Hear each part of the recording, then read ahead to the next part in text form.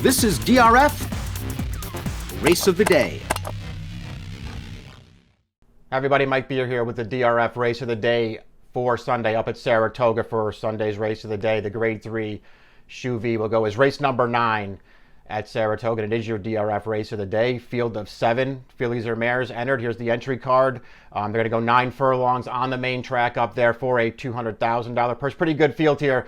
Before we get into it again, you can download free formulator past performances for this race at the Race of the Day event page at DRF.com. Download them and take a look at this race. It's a pretty good one. You can see there the morning line favorite, number 4, Dunbar Road, is 2-1 for trainer Chad Brown. I suppose that she could be the horse to beat. Chad has 2 other horses in here as well. Field of 7, 3 for Chad. He's got the 2 morning line favorites. The number 4, Dunbar Road, is 2-1. The number 7, Royal Flag, is 5-2. Chad's other horse is the number 2, Gold Spirit, who was a new face to this crew, shipping up from Chile for her first start in North America, first start for Chad Brown. She's a real wild card in this race, and is sort of an interesting new player in here. As far as Dunbar Road goes, I have no problem with her being considered the horse to beat in here or being the morning line favorite. She's just not a horse that I'm that interested in betting on, especially at a short price. For whatever reason, the way that I look at Dunbar Road is, she's just a horse who started out pretty good and just hasn't really gotten any better.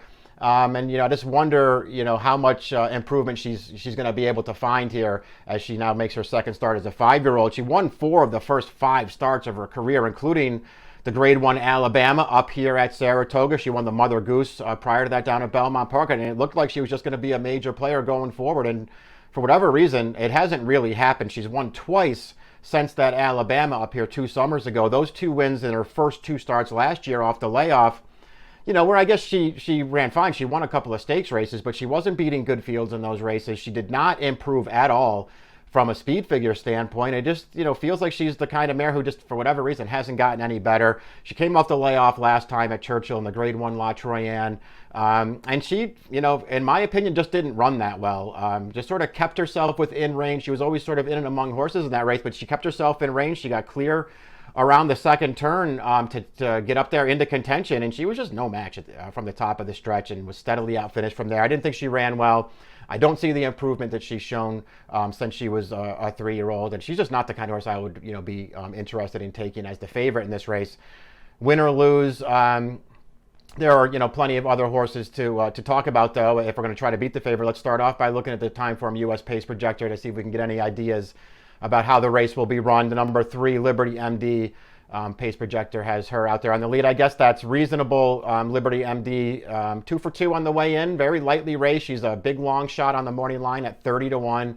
And she just, it's pretty obvious when you look at her on paper that she just has to improve a lot to beat a field like this one. She's 2 for 2 on the way in. Her figures are slow. She's never been longer than a mile, and she just has to take a huge step forward in here. Maybe she'll do it, and getting loose on the lead, I suppose, could go a long way towards making that happen. I just didn't know that I thought she was going to necessarily get loose in here, and if she doesn't, I thought it was hard to make her win, although obviously there's some upside with that horse. They also have the number 6, right up there, sort of close to the lead. That's Crystal Ball. That's sort of her running style. I expect her to go forward in here. The number 5, Antoinette, is a filly who could certainly get forward in this race. That's also her running style. Antoinette is very versatile, not only as far as surface and distance goes, but she's versatile as far as running style goes. And for the most part, no matter the surface that they run her on, she likes to be forward in her races. So I would expect to see Johnny Velasquez try to get her forward from the gate in this race. The last time we saw Antoinette, they ran her in the Fleur de Lis at this distance at Churchill Downs. I thought she ran fine in that race. She was switching from turf to dirt there. She was never going to beat Latruska, who is the divisional leader right now. Latruska did her thing, cleared to the front in that race. Antoinette sort of kept after her basically from the beginning of the backstretch and all the way down to the finish. She just kept chasing that horse. Was no match for Latruska, but I thought all in all it was a pretty game performance from Antoinette. I have no problem with the race that she ran last time, and maybe they'll come out of there running this time and try to make the early lead. I don't want to bet her at 4-1. That's what the morning line has her at, but she's an interesting horse in this race, and I don't think it would be a total shock if she was around at the end. I also feel like as far as the pace of this race goes, the key to it could be what they decide to do with the number one horologist. Junior Alvarado riding for Bill Mott. This is a mare now who was always underrated earlier in her career. Bill Mott took over last summer, and this mare got really good for trainer Bill Mott. She's now a 3-time stakes winner since Mott has taken over. She's run a couple of really fast races for Bill. And, you know, the more I watch horologist run, the more I wonder if she's just not a much better horse when she can be involved early and when they can keep her out into the clear. And that's something that hasn't happened in her last 2 starts. The last 2 races for horologist where she didn't run well either time and she was the beaten favorite both times, they sort of gave her the same trip. They rated the break with her and didn't try to go forward, and they put her in behind horses and rode her in behind horses for a very long way. Before they finally took her clear, and then she just didn't kick after she got out into the clear either time. So I just wonder if she's a horse who's better, being out in the clear. It's also certainly possible that she's just tailing off, and her last 2 races are an indication that she's not that good anymore. I don't know. At 8-1 on the morning line, I'd be interested to see what happened if Junior came out of there a little bit aggressively from the rail, because she's fast enough to get forward early in this race.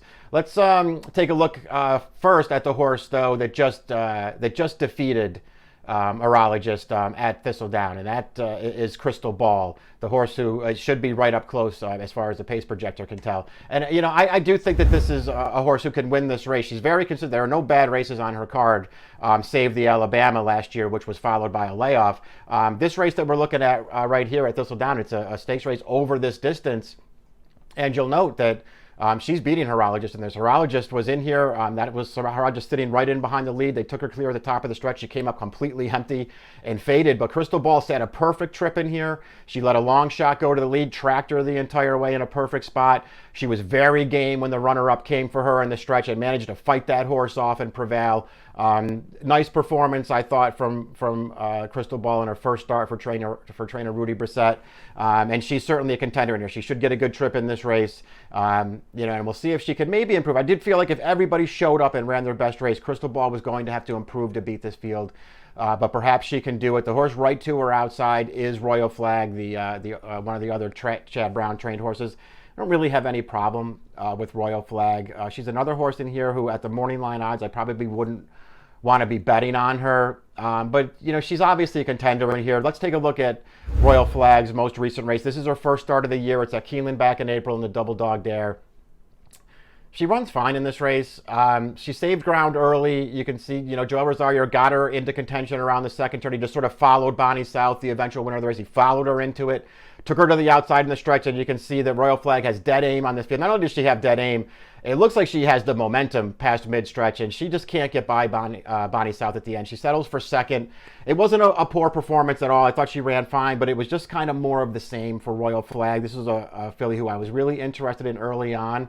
I thought she looked like there was a chance that she was going to turn out to be pretty good after she broke her maiden and then came back and won consecutive allowance races. She's just another horse who I don't necessarily feel like has gone forward. She's fine. She can win this race. There should be some pace for her to run at, and all those things could play to her favor. I wouldn't bet her at 5-2, but she can win. I'm actually much more interested in Chad's other horse, the number 2 Gold Spirit, who we talked about. She's the Chilean import. Just a filly who it feels like when you look at her on paper, just got a lot better when they stretched her out towards the end of last year. And then when you go and watch those races, she won a Group 2 in October by 10 lengths. That's a race where the pace wasn't slow. Our pace wasn't fast. It was pretty slow. She sat right up close to it, took over at will around the final turn and blew that field out through the stretch. Her next start at 1.25 miles, which was a Group 1, it was sort of the opposite. They went a real solid pace in that race, so she sat further back off of it, made a big run around the turn to get on top of the leaders and crushed them through the stretch, won by nearly 10 lengths that day as well. And then they came back in the Group 1 St. Ledger against males going 1 3/8 miles. And, that might look like an ugly running line, but she didn't run poorly at all. And that was another race where they went a pretty solid pace early. She made an early move to get up to contention, got bumped at the top of the stretch, and then got tired at the end, but she did a little running in there before she stopped. I don't think this filly's bad at all. I think she's very interested in here in a race where the shorter prices don't do a lot for me. I want to use Gold Spirit. I don't know how good she is, but I think she's an interesting wild card in this race. I want to use her. But I'm going to pick Horologist on top in here, especially if the 8-1 morning line holds. I know that she's good enough to beat this field.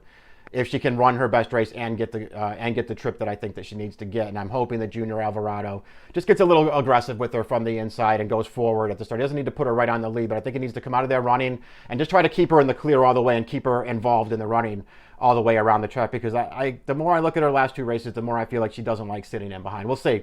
I'm going to take Horologist if she's anywhere around the 8-1 money line. I went 1-2 in the Shuvee on Sunday at your Sunday DRF race of the day. It's race number 9 at Saratoga. Good luck.